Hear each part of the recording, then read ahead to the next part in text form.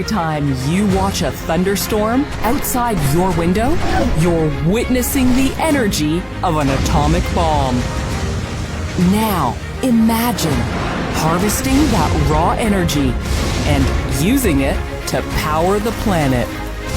But how is lightning created? Would you have your own lightning collector? And why aren't we currently doing it? This is What If? And here's what would happen if we powered the planet with lightning. Let's say, like solar panels, you could install a small lightning harvester in your backyard. It might be ugly, but pretty soon you'd be jumping for joy every time there's a lightning storm. All you would need is a single bolt of lightning, and you could power your house for a whole month. That would be a shocking savings on your electricity bill. But how would we power the whole world? First, we'd install massive metal towers at some of lightning's highly visited areas. Imagine monolithic towers rising from Lake Maracaibo in Venezuela. This lake is the most electric place on Earth, and during the peak rainy season, it's possible to see an average of 28 lightning flashes per minute. We'd also install a lightning harvester next to Santi's Tower in the Swiss Alps. This cell tower gets hit by lightning about 100 times a year, winning the title for most frequently struck. If all 100 bolts of lightning were collected at Santi's Tower, that would be 100 million to 100 billion volts of electricity every year. Still, we couldn't just rely on these electric hotspots.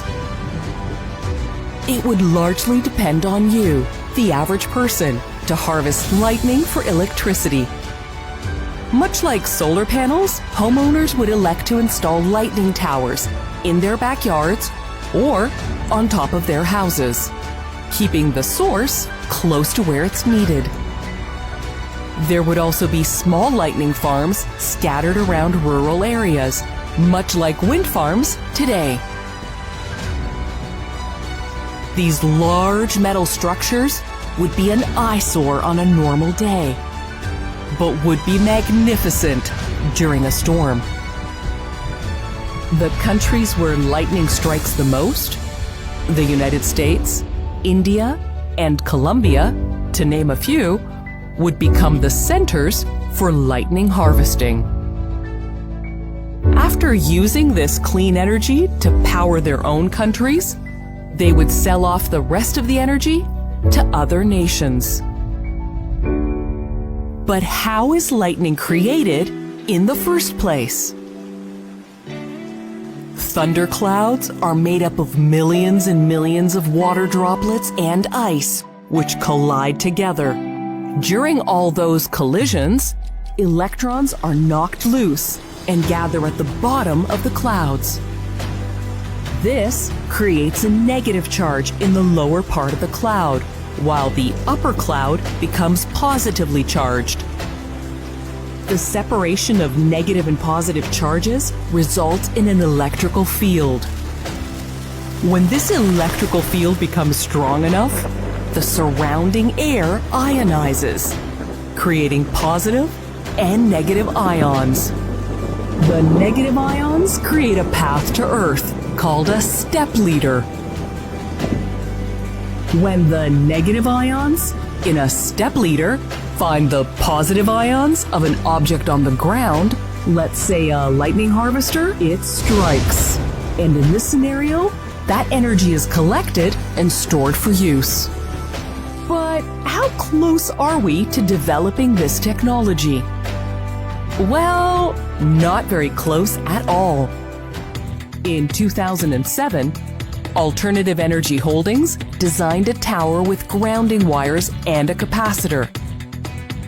But their attempts to harvest energy from lightning failed. The project was too costly, and there were many limitations to its success. Lightning is, by nature, sporadic, so it isn't a sure thing that a bolt will hit a harvester during a storm. If it does find its target, lightning disperses energy on its way down to Earth. So a tower would only capture a fraction of the energy from a lightning bolt. The bolts themselves are unpredictable and can range wildly from 100 million volts of energy to 1 billion volts of energy. This would require a specially engineered collector that could withstand such a wide range without exploding and causing fires. Even if we were able to successfully harvest lightning and store the energy for future use, we'd only be able to power 8% of American homes. That's a far cry from powering the whole planet. But it's still clean energy and could be a piece of the entire renewable energy puzzle.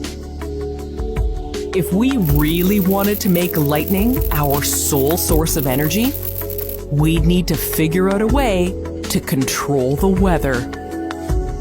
But that's a story for another What If.